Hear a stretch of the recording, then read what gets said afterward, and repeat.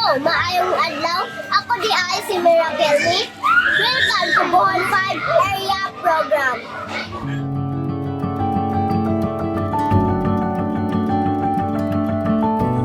Ako si Marigold. Usa sa problema sa among komunidad mao ang walay permanenteng trabaho.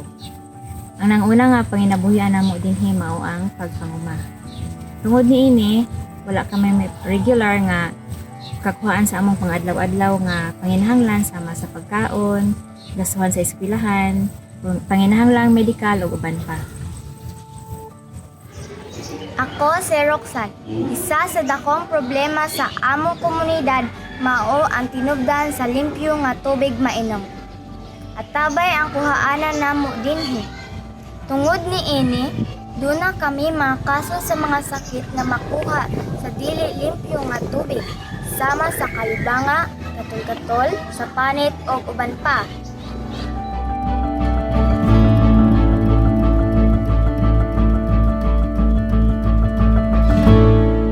Ako si Irene.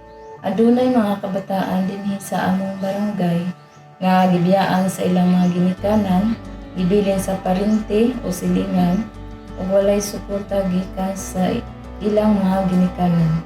Tungod niini, kini mga bataan nakasuway og pang-abuso sama sa bullying, pang-abusong sexual, pisikal ug uban pa. Maayong adlaw. Ako si Vicky. Ang akong damgo para sa mga kabataan nga makapaton sila o limpyo nga kuhaan sa tubig mailog.